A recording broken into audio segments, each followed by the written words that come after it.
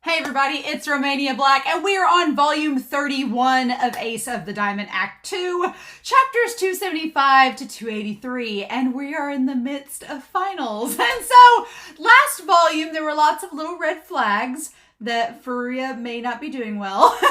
Or Furuya's doing fine, but he may not be in the future because he's starting to get hot, he's starting to get worked up, and we're entering the 5th inning, and it's only a matter of time because I don't think Furuya, he's not going to make it to the 9th inning. I don't think that's going to happen. They knew that going into this. It's just, when do we sub out Sawamura? And the score is still 0-0.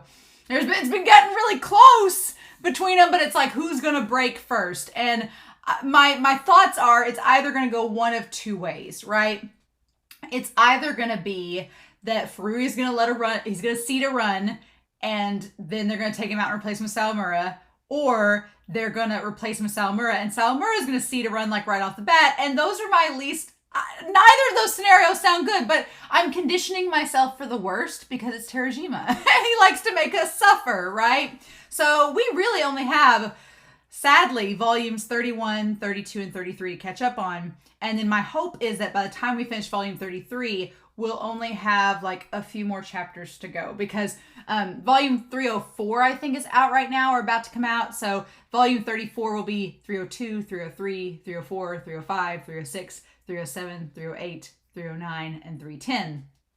So hopefully we won't have that long to wait for volume 34. That's fingers crossed my hopes. But in any case, we do have this volume and we're still like, we're already to the 5th inning of this game. But like I said in the last volume, I feel like once Sawamura gets in, things are going to slow down quite a bit. So we'll see, right? We'll see. But I've been told this is the last volume that has a cover right now. That volume 32 was supposed to have a cover come out, but it has been delayed till November for reasons.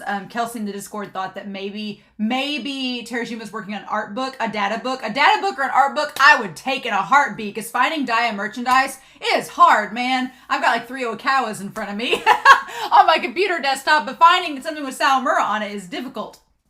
So probably what I'll do is have like a working thumbnail for volume 32, like just a working one. And then once we get, I'll save that thumbnail as a file I can edit. And then once that, that teaser for the cover comes out, I'll replace it on the actual thumbnail. That's my plan, because otherwise it'll bother me. But we'll cross that bridge when we come to it. But let's not waste any more time. I'm ready to dive in, y'all. I got myself some juice, some lemonade poured, and I'm ready to go. So we are going to start volume 31 of Ace of the Diamond Act 2. And we're going to do that here in 3, 2, 1, and let's go.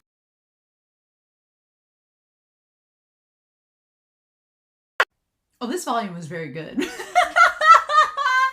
volume was like so all over the place and there was so much stuff happening, but at the same time, I'm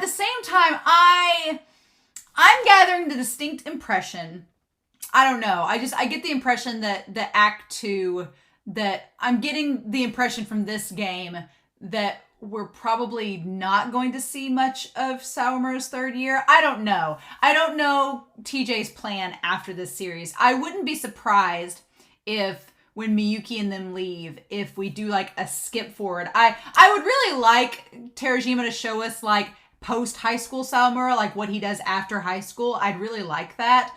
I would like it to be kind of in an ideal world, because here's the thing. Once Miyuki and Kuramochi, we've spent two whole like acts with these characters, and they're kind of like, they're the crux of Sawamura's. They've gotten Sawamura to the point that he's at. I can't see Terajima showing us a whole nother round of first years and a whole nother dynamic with Sawamura. And then what I, in an ideal perfect world, I would like for Act 2 to get finished, whether they go to Nationals or not. I hope they go to Nationals, but whether they do or not, after we're done with Nationals, I would love to see like a post high school, like Sawamura deciding what he's going to do post high school, or we cut to like the playoffs with the new first years from 3rd. If we were going to show anything from Sawamura's 3rd year, I would like to go immediately to like spring tournament playoffs, like the qualifiers, and then we get to meet the first years, and then we get to see Asada and them and like flashback and do all that fun stuff. Or see what Sawamura does after high school and see like a pro tour de force and see what all the people are doing post high school, like do a whole arc about that, do a series about that. Act. It feels weird weird just doing act 1 and act 2 though. I feel like in any structure you have 3 acts, right? You have the beginning, middle, and the end. So I feel like there has to be a 3rd act. It's just like, what would that even be? That would be the question. Like, would it just be Sawamura's 3rd year? Would it be him playing professionally? Would it be a mix of both?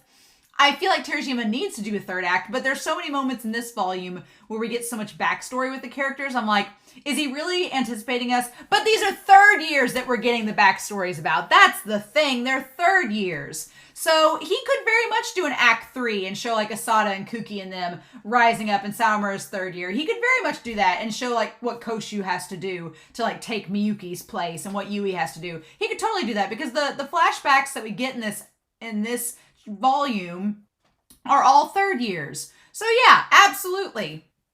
Yeah, they're not going to play after this, or at least they're going to play professionally or to where we won't see them. So yeah, sure. That makes sense. Never mind. I just spent 5 minutes talking about something that is not relevant. So, but those are just my thoughts. But this volume, there was a lot going on. And Seidou's taking the lead. I did not see that coming. I thought Furuya was going to get subbed out this volume. I thought that Inashiro was going to score this volume, but I did not anticipate Seidou not only coming back and tying, but taking the lead. So now it's going to be a matter of, can we hold on and hold them off? Can we hold them off now? That's going to be the question. Can we hold them off and keep them from scoring? That's the big question, because like the one situation we had in this volume where Yamaoka could have scored a home run and gotten 3 runs right off the bat, that very well could happen in the future. So we don't need that to happen. So, but man, these chapters were really, really good. I have so much to talk about, and it's kind of all over the place. Last volume, I felt like there was a theme. This volume is like just all over. Like Terajima was like, there's lots happening, right? So bottom of the 5th, chapter 275, Soul Power. I probably wrote the least about this chapter. This and 277. But Furuya challenge. He's challenged with a lot of bunts. Everybody keeps bunting. Amahisa is watching. Tato is watching. I like that Mukai makes note that he doesn't envy them for having to hit Furuya's pitches. Like, Mukai seems like he's pretty respectful of Furuya, which is cool, right? But even they notice that Furuya is walking a lot. Like, it's his, 5th walk by the time the 5th inning hits. And it's like he is walking a lot.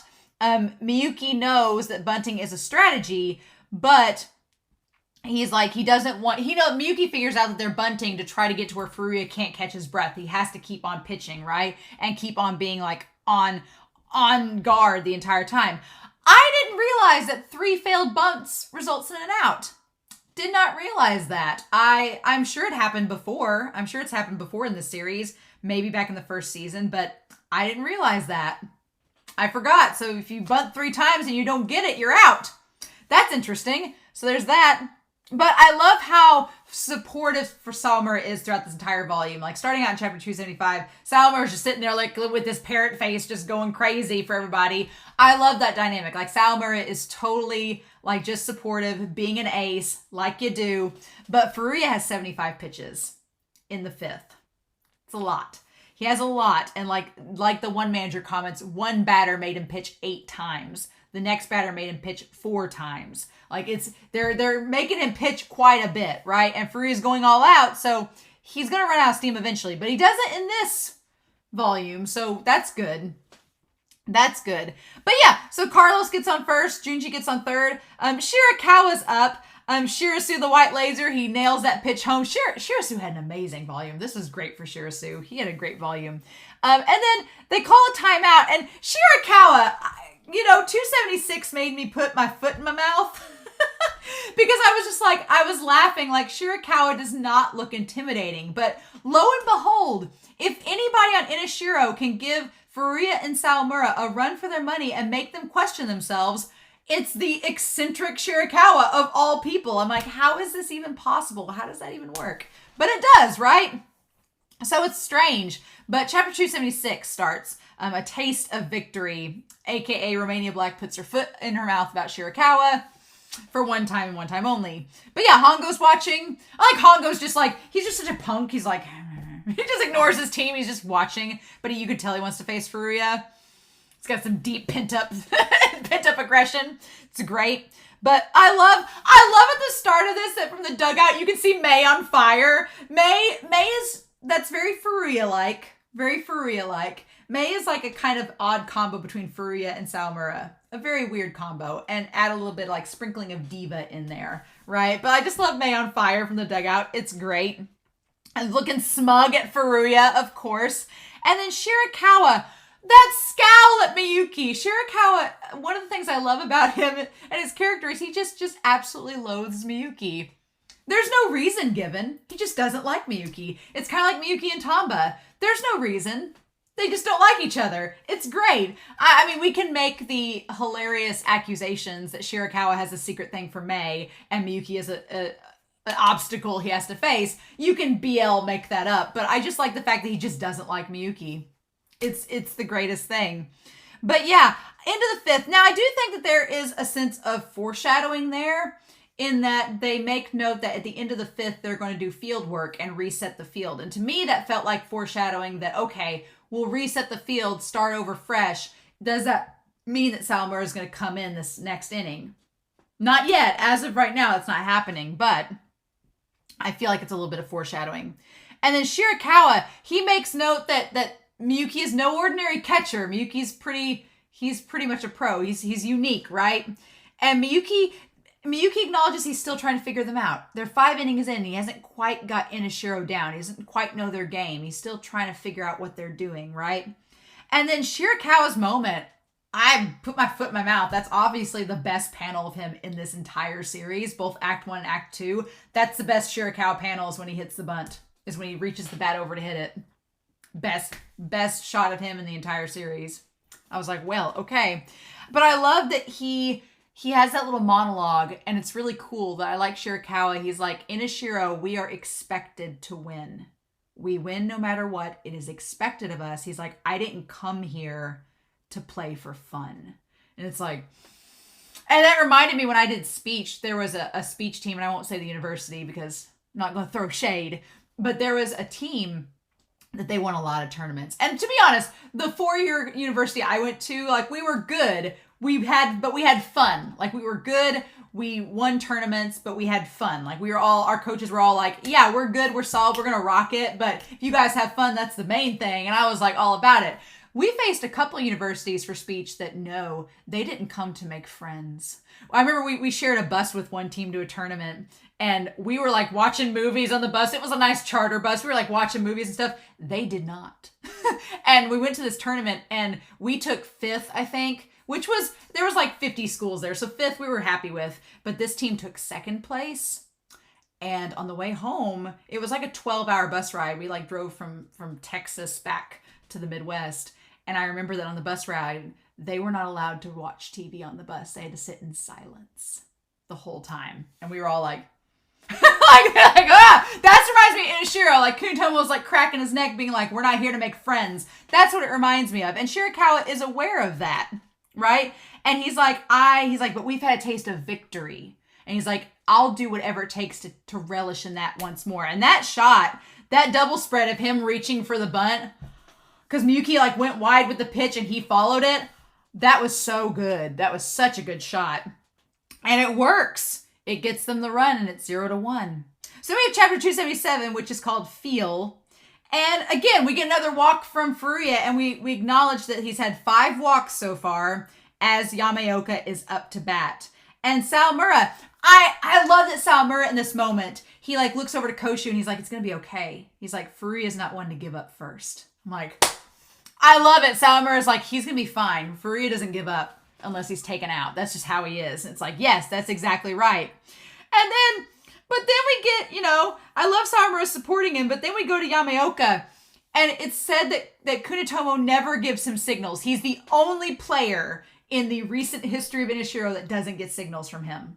And we cut back to him just being badass. So we go back to that loss to Ugamori, and it is quite obvious that Ugamori's victory over them was shocking and like rattled them to their core. Like Mei had his big moment, but then we see that like the offense was mad they couldn't score. Like Carlos and Shirakawa were upset, and then Yamaoka's like, I'm the 4-hole and I couldn't do my job.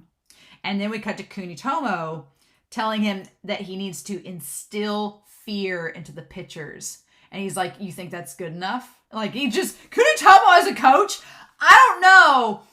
I don't know if I could play for Inashiro because Kunitomo sounds like I'd probably like pee my pants because he's so intense. I'm like, nope.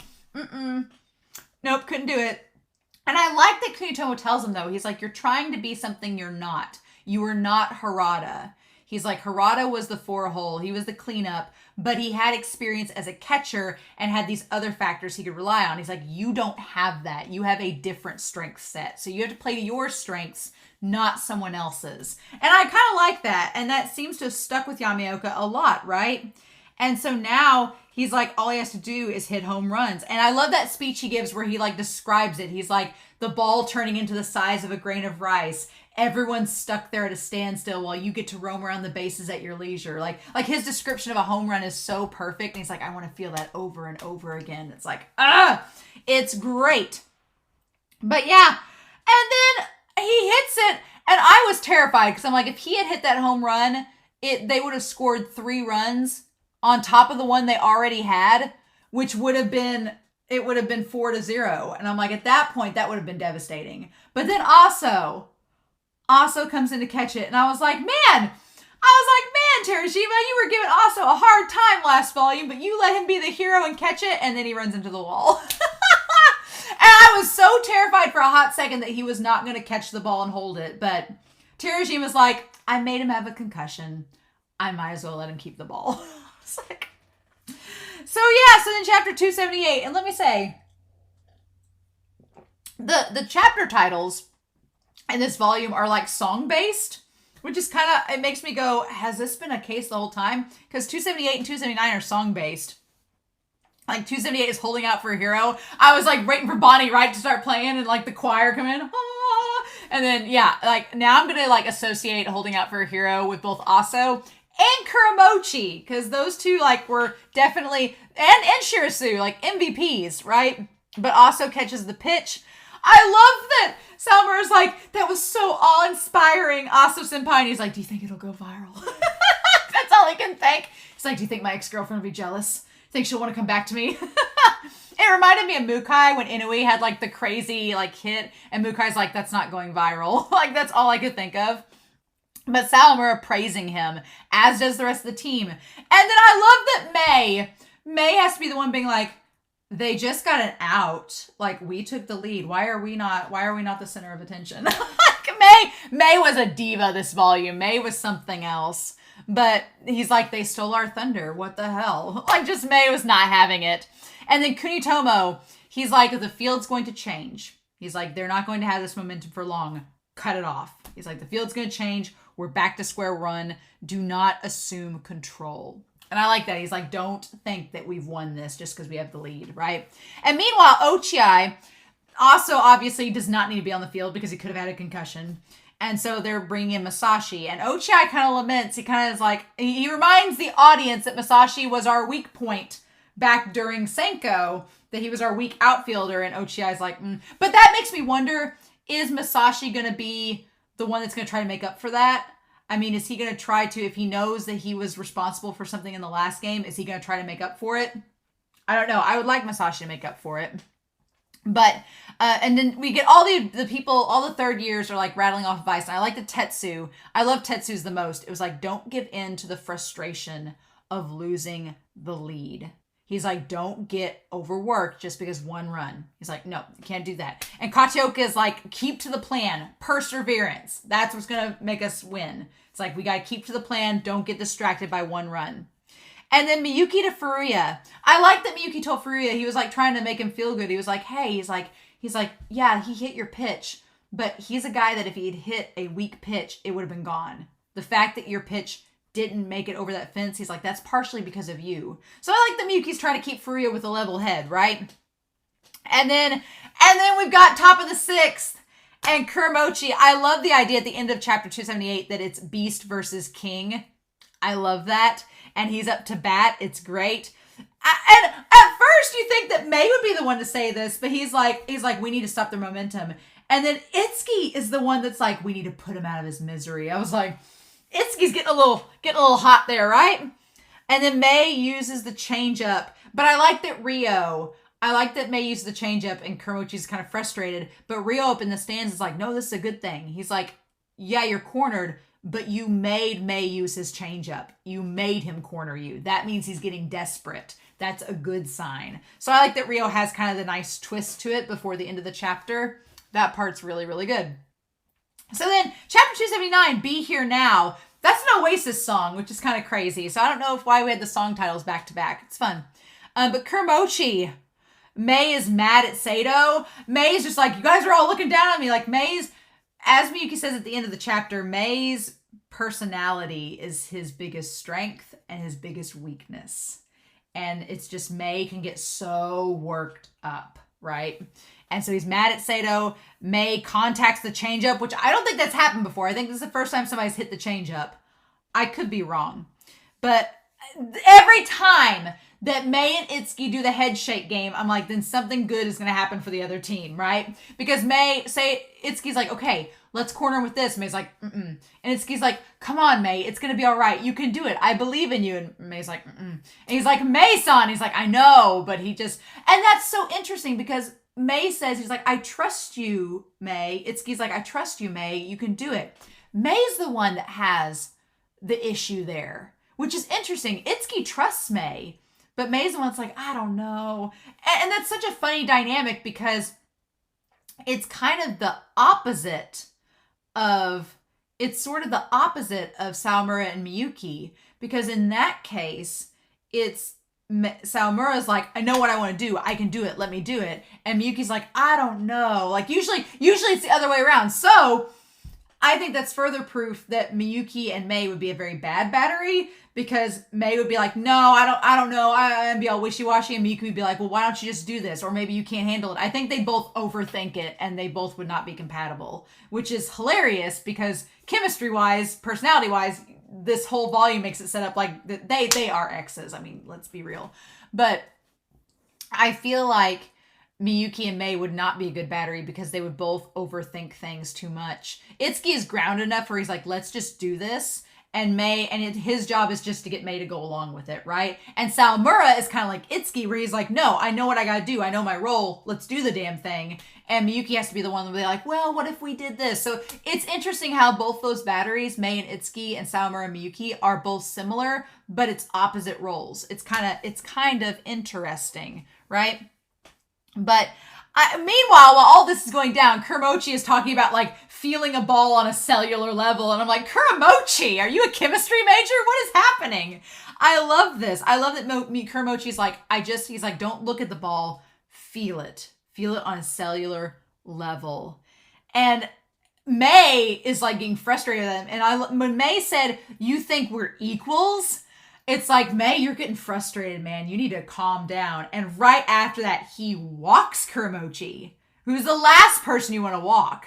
And I just love that it pans to Kunitomo, and there's an icy wind behind him, like he's gonna just chew Mei out. You just know that after the game, he's gonna be like, what? I feel like that may be the play, because Kuramochi gets home. I'm like, that may be the play that defines the entire game, is Mei making that statement, you think we're equals, and throwing it. Because here's the thing, that is a big difference between Mei and Sawamura. Sawamura thinks that nearly everybody is better than him. He just knows what his role is, and he's like, everyone's amazing. I just gotta pitch the best that I can. Sawamura is very humble in that regard. Mei is very elitist, and Mei thinks that he's better than some people. And it's like, and Kuramochi kind of catches his bluff on that, right? And so we had the flashback with Kuramochi and his family, which was so cute, right? It was so cute, like seeing him at the dinner table, like telling his mom and his grandpa, like how excited he is about his teammates. And he says that there's one that has a sharp tongue at the senpais, but he's good at defense. And I was like, is he talking about Ryo? I feel like he was talking about Ryo there. Ryo or Miyuki, one of the two, because it made me think good at defense made me think of Ryo, but sharp tongue on the senpais made me think of Miyuki. But Ryo also has a sharp tongue, so it could be Ryo he was talking about. And then he says there's one that he can't stand. And I was like, is he talking about Zono? And then later on, when we get the flashback of Zono's flashback, we're like, oh no, yeah, Kuramochi didn't like Zono when they first met, which is hilarious because now they're like both vice captains. So that's fun. But then Kuramochi talking about his roommates and being happy about his senpai. So cute. It's so cute. And then from there, we have Haruichi, and then from there we have Haruichi and Shir. I want to make note that there's a big parallel in Haruichi and Shirakawa and Carlos and Kuramochi in this game. And it's totally intentional on Terujima's part, but I couldn't help but pointing it out. And then Itsuki revealing that he's been training for pickoffs by using Carlos. Carlos would be great to train for pickoffs, because if you can pick off Carlos, you can pick off anybody. So I was like, that's pretty freaking cool. That's showing just what Itsuki's been doing training-wise. Like, that was really cool. But yeah, and then Haruichi, he's like, I waited for the right moment to swing at the right pitch so that Kuramochi could steal the base. And it works. And again, Mei gets frustrated because everybody cheers him on. And Mei's like, why is there all this fuss about somebody stealing second? It's not that big of a deal. Like, he's getting frustrated, right? But I'm like, Mei, I think Mei's most frustrated in that everybody is rooting for Seidou, it seems, and not Inashiro. And he's like, we're the champions. We're the kings. Why aren't you rooting for us? And it's like, well, because Seidou's the underdog. And a lot of people like rooting for the underdog. And so that's kind of what's happening here. And Mei's just like, we need our credit where credit's due. And so then I love the ending of this chapter, chapter 279, where Ryo is like, man, their duo is so different than me and Kuramochi. And I like that. I think Ryo is happy about that in a sense. He's like, they've made it their own. Haruichi isn't imitating me. They're making it their own. And I was like, yes, it's so good. But chapter 280, sore loser contest. Chapter 280 may be my favorite chapter of the volume. 280 or 281. One of those two are probably my favorites. But yeah, sore loser contest. Haruichi, he gets out, but Kuramochi gets to third. And I love that Haruichi has this little moment about making his own path, about straying. He's different from Ryo. He's different from the others. And I like that Ryo seems a little disappointed because he's like, man, he's like, you just did the bare minimum of getting out to advance the runner. He's like, but I guess that's okay. And then we cut to Haruichi, who's just like, next time. I want, one thing I would love in this game is for Haruichi to hit Mei's ball and to break the bat. I would love to see him just be like, just slam it. I want to see Haruichi slam it. And I hope that next time comment is foreshadowing. I hope it's foreshadowing. I need it to be foreshadowing. I want it. But Shirasu, we've gone through these lineups like crazy. Like, these lineups, we've gone through everybody just left and right. Like, it's been insane, right? But Shirasu getting up there and finding out just how competitive Shirasu is. This chapter is Shirasu's, and I loved it so much. Like, him talking about how Miyuki and Kuramochi were the two first years that made the first string. It was Kuramochi and Miyuki, which Miyuki makes sense. They needed a catcher, but Kuramochi makes sense as well, right? And that Shirasu, he's like, I'm tired. I don't want to lose to them anymore. And I loved at the beginning, we kind of see Shirasu having the same problem that Furuya had, where nobody wanted to keep playing with him. Like even the advisor of Shirasu's like grade school was like, look, dude, I'm a teacher, but you got to go home. You're practicing too late. Like, I need to go, right? And so then when he cuts to him at Seidou and he sees everybody practicing so late and swinging to their heart's content, and Nori's like, man, they practice late, right? And he looks over at Shirasu, and Shirasu's eyes are just lit up. He's like, this is what I've wanted. He's like, these people are all crazy about baseball like I am. And that was so touching, right? But he's like, I don't want to lose to them. He's super competitive. It's like, oh my God. And then that face. And so then, but Mei gets mad. He's like, I'm tired of looking at your face. I want to make you grimace. And he gets a dead ball. Mei Naramiya gets a dead ball. Like, that's how worked up he was. Excuse me? What? And Mei was just like, oh shit. And the thing that made me love this chapter is that Shirasu, he gets hit. Shirasu, who has been quiet this entire series, who in how many chapters? We're on chapter 280 and we had 400 chapters in the first series. So in 600 chapters has never had an outburst. What does he do? He screams, damn, as loud as he can. And everybody in Seidou's like, and everybody's like, oh. And that damn, and then he calmly walks to first. And everyone is just in shock and stunned. They're like, Shirasu senpai got angry. And it's like, and Mei's just like, I like that Mei has hat off to apologize. And he's like, what do I do? Mei's so frazzled. He's like, I don't understand. And then I love that Tadano starts walking out and Mei's like, you needn't come. It's just like, stay back, knave. And Miyuki, who's batting next, is like, no, this is Mei's strength and weakness. I love how Miyuki phrased it. He was like, it is that personality that a catcher cannot rein in. And again, that is why Miyuki and Mei are not good for each other, because Miyuki likes to be in control of the situation. Miyuki is a little bit of a control freak in a good way. Miyuki likes to be in control, and he doesn't mind being challenged, but only if him and the pitcher are on the same wavelength. I think him and Sawamura work so well together, and him and Furuya work so well together because they're both kind of in sync with one another. Furuya will do anything that Miyuki asks him to, because Miyuki is Furuya's Chris Senpai, right? And so Furuya will pitch however Miyuki wants. So Miyuki's like, good, got that wrapped up. Sawamura does challenge Miyuki, but those challenges are always on the same wavelength as Miyuki. And Miyuki figures it out really quick what Sawamura is doing. And he's like, okay, gotcha. I see what you're doing there. But I don't think Miyuki and Mei would ever be good, because Mei would want to do things his way. And Miyuki would be like, no, I want to do it this way. And they would just clash. They're like on a magnet. They're both the negatives. They're both the negatives on a magnet. They don't attract to one another. So I think, and Miyuki understands that. He's like, no, that's your weakness. So then we go to chapter 281 with extra pages. And what does Terashima give extra pages to? Might you ask? The answer to that question would be, he gives extra pages to Miyuki and Mei backstory. because they're like, I don't know. If you ship Mei and Narumia and Miyuki, I get it. I really do. I get the Mei and Miyuki ship. I personally ship Miyuki with Sawamura, but I prescribe to the X's factor of Mei and Miyuki. But if you ship them together, I totally get it after this chapter. Mm-hmm. But Baby Mei and Baby Miyuki, they're adorable. They're so cute. Miyuki with his giant glasses that are too big for his head and his hat. So freaking cute. And Itsuki going up to Mei and trying to tell him a joke. And he's like, when cats do those somersaults called Nyan Parpari.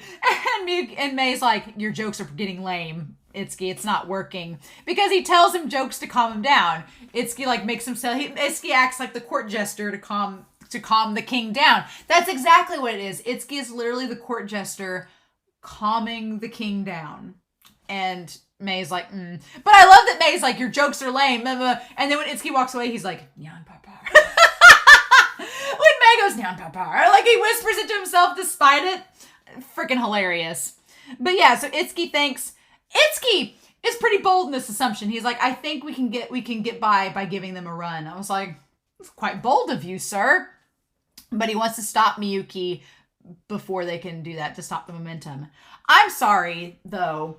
This chapter and the next chapter, Limitless, Miyuki's dad standing up during chapter 281 to watch the game. He's like on his feet. Like he's just waiting for Miyuki to score and he's on his feet. We'll talk about it in the next chapter, but I was like, oh my God, yes. And then Amahisa silently watching. It's a nice parallel to Sonata silently watching. Only both Sonata and Amahisa are in bad places. Their teams both lost and their careers are over for high school. So it's interesting though to see Amahisa so quiet.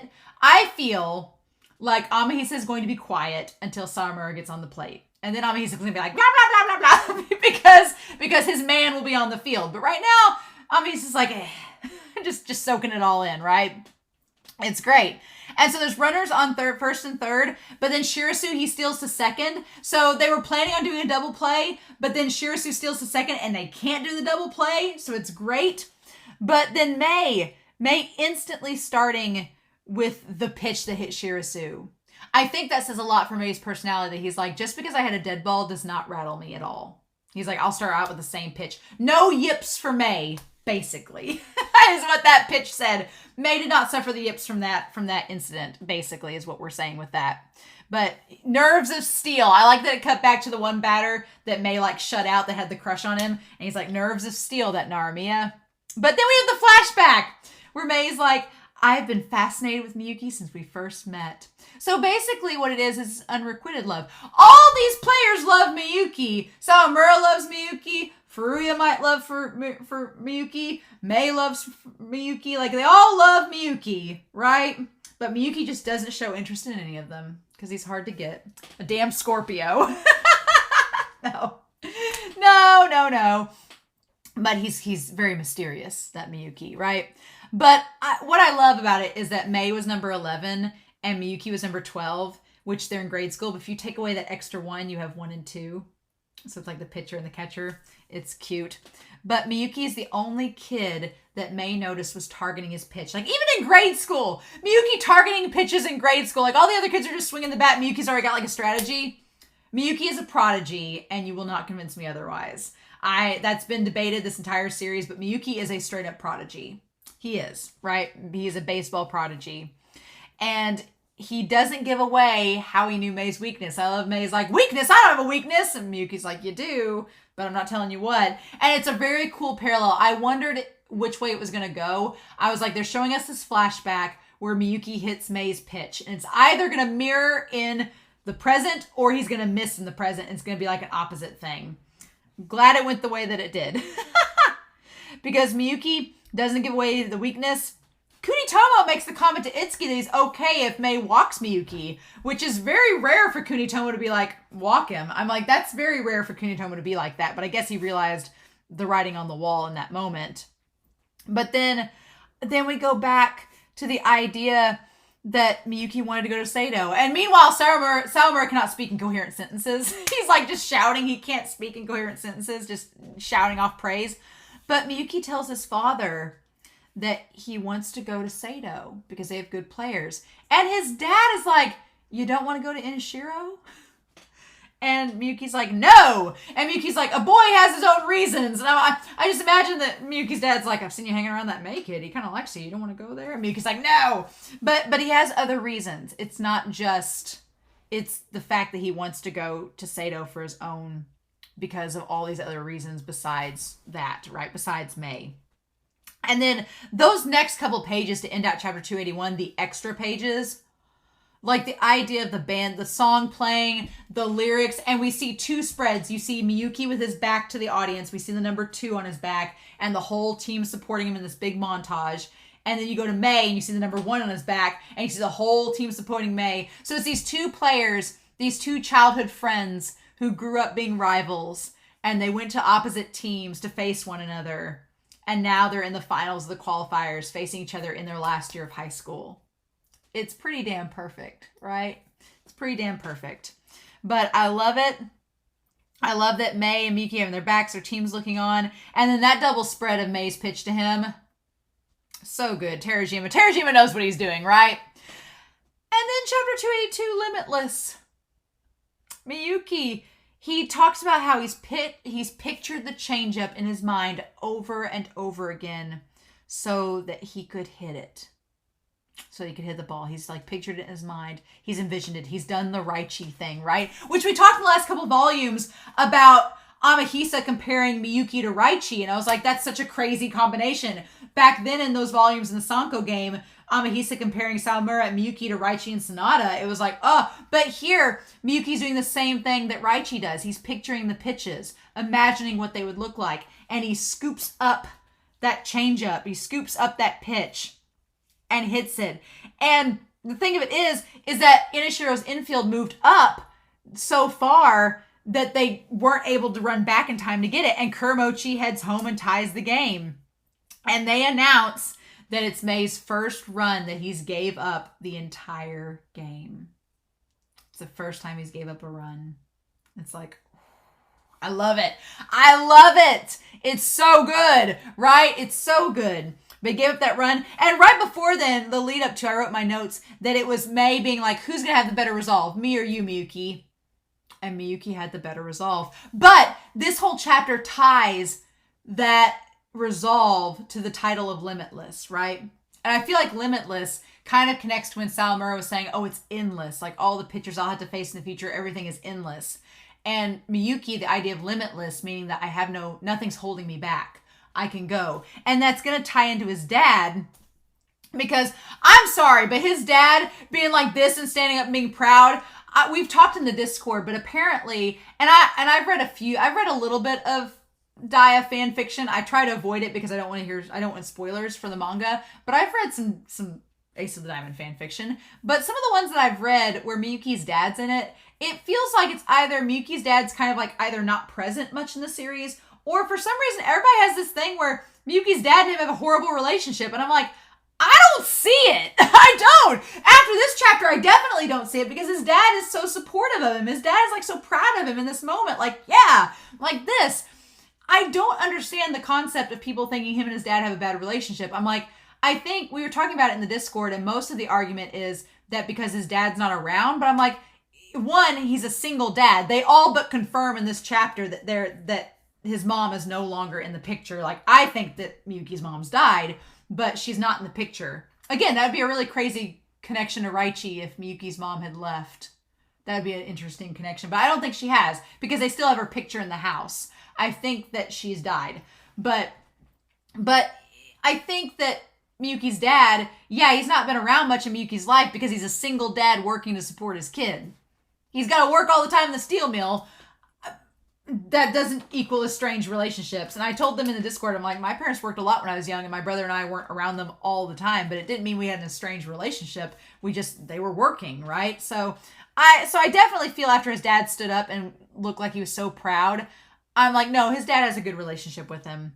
And Miyuki, when he's like, yeah, I want to go to Seidou, but they have a dorm system, so I know I'm going to leave you alone, Dad.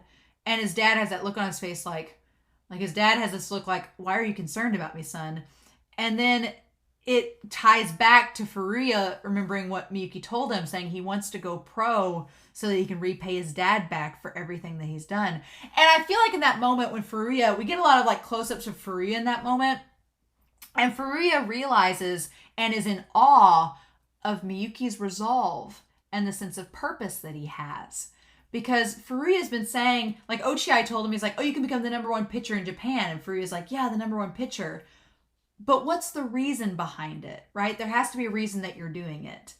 And for Furuya, I don't think Furuya's had a purpose or a reason. He's just been playing baseball because he likes it.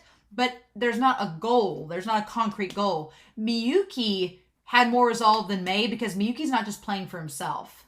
He wants to go pro, not only because he likes baseball and he's talented at it and he enjoys it, but because his father has been so kind to him to indulge him and letting him do what he likes and letting him go off. Because, I mean, in Miyuki's perspective, he's like, my dad totally let me go off on my own, paid for me to go to this private school, paid for me to get all this baseball stuff that he seems to have no interest in. He's just working and he's all by himself. The least I can do is pay him back and prove to him that what I'm doing is worthwhile and what I'm doing was worth something. It was worth him being alone all these years for me to go pro. So the idea that Miyuki has that resolve, I think Furuya realizes it and he's like, oh, this is why you've got the dream, you've got the passion, and you have the purpose, right?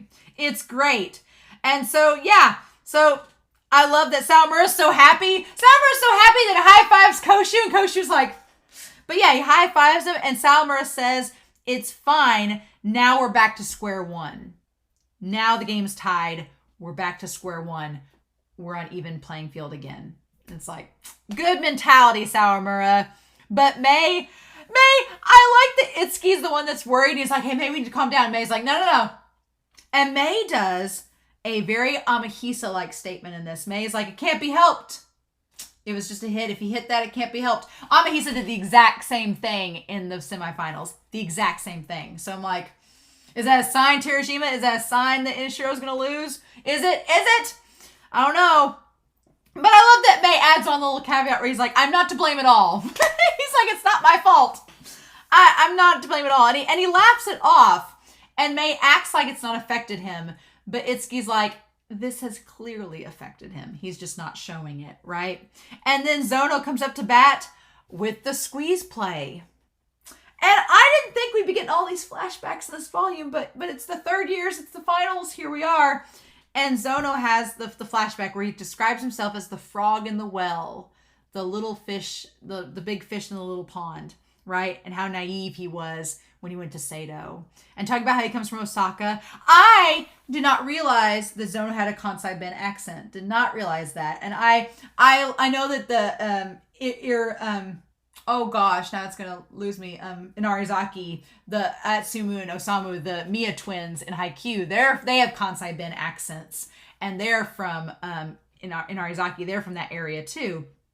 And from what I understand, I feel like those with Kansai Ben accents, there's like kind of like a prejudice. It's kind of like a redneck. Like if you're like a redneck in the Midwest, there's like a bias there because of how you talk.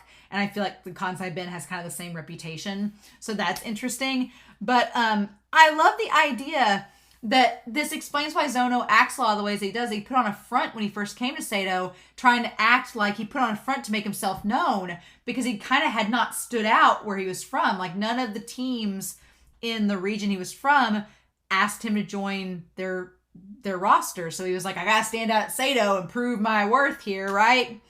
And he's the one that Kuramochi didn't like when he first went there. Like Kuramochi's just like, shut up already. Like, so it's clear that Zono was the one that he didn't like. How things have changed, right? But he does the squeeze bunt. It works. Shirasu, I was holding my breath. I was like, if he doesn't make it home, I mean, I guess the game will still be tied, but if he didn't make it home, that was going to like destroy Seidou's morale, I feel. But he manages it, and it's 2-1. This is like the first time Seidou has had a lead on a major team, so I feel a little nervous about it. I'm like, don't let this get to your head, Seidou. It's the first time we've taken the lead in a big game like this. Don't let it get to your head. And then Asou didn't even see it. I was like, Terajima, he got him back. He let Asou have this great hero moment, and then he got him back at the end being like, he missed Zono's play. It's great. But Zono getting to have a hell yeah moment. And then Kunitomo, he calls a timeout and sends Fukuda out to make them calm down. And I like this point that they bring up, that Inashiro, we've joked, leading up to this point, we're like, Inashiro's just scraping right through to the finals. That one team, they beat him in like 2 pages, didn't even have to focus on it. But that might be to Inashiro's detriment, because they talk about how they've had kind of an easy spring tournament and they've blown past all their opponents. So when they're faced with like a tough situation like this, with an opponent that can deal it right back to them, they're not as prepared. And it's like, okay. Because, I mean, Seidou just spit the last how many volumes against Senko? And that was like a hell game. And so here, Inashiro, like, they're not used to having this kind of competition against them. So I think that's to their detriment, right? But Fukuda is a walking inspirational poster. I put on my notes, he's a walking motivational poster. He just comes in, says what needs to be said, and is like, let's go get him. And it just instantly changes the mood around, right? Even to the point where it affects Mei. He's like, we'll be fine. Like, we'll be fine for X, Y, and Z. And Mei actually is like calmed down by him. And I love that Fukuda, he taps Itsuki and he's like, we got this, And I love it that Mei notices and tells Itsuki, he's like, see, now that's how it's done. So he's like, pay attention. And so I feel like that is a sign that Itsuki next year is going to be captain. Itsuki's going to be the captain, which would make sense. Itsuki's such a cinnamon bun, and he's smart. It's kind of like the Miyuki thing. I can totally picture Itsuki being captain next year, because I don't know any other second years that we really even know of, and most of Inashiro's roster are third years. So this is like their dream team, right? I mean, with the exception of Akamatsu, but he doesn't have the presence to be captain. No. He's just waiting until Mei retires so he can become the ace. And then the demon years of Inashiro will begin. The dark ages, right? But Mei, talking about how he admired Inashiro ever since grade school. He admired his team. Furuya, I love that Furuya's on there saying he doesn't want to be left behind. But I don't know. That last line, this fever won't abate. I'm like, is that the fever of competition, Furuya? Or is the fever that you're actually feeling? Does Furuya actually have a fever or not? So I'm like, I don't know. But damn, this volume, between Mei being a diva, Shirasu getting mad, Kuramochi being an absolute boss, Zono actually doing great, Miyuki and Mei's flashbacks and them doing well. Between all of that, I mean, This is a solid volume. And Shirasu having a moment. If a volume makes me appreciate Shirakawa even a little bit, I consider that a win for Shirakawa. So, holy shit. And we have 2 more volumes before I'm caught up nearly. I'm really excited, but like I said, we only got through bottom of the 5th and top of the 6th in this volume. So last volume we sped through those innings, but this volume we came to a grinding halt. So that makes me excited that I'm like, okay, we're at the bottom of this, we're at the top of the 6th. We still got a ways to go. So I'm very curious to see if Furuya will keep pitching. I think it's going to have to be after this at bat. My fear is, and I was thinking about this the entire volume, my fear is that Furuya will have like a heat stroke or something. Like he's going to be at bat and he's going to collapse from heat exhaustion or something stupid like that because it's Furuya. With Asou hitting the wall, I'm like, well, Seidou, it's like there's a chalkboard in the dugout that says days since Seidou has had an injury on the team and we just erase it and put a big 0 by it. I feel like that's the Asou thing. So I'm nervous because I'm just waiting for Furuya to for that heat to come back up and be a problem. They started this volume out talking about the heat. Now it was only getting hotter and this volume's only covered like an inning and a half. So it's not giving us time to soak that in. So I just have a feeling that I don't know if Furuya is going to make it past the 6th inning. I don't know. I'm a little curious. But we shall see. So I'd like to know your thoughts down below.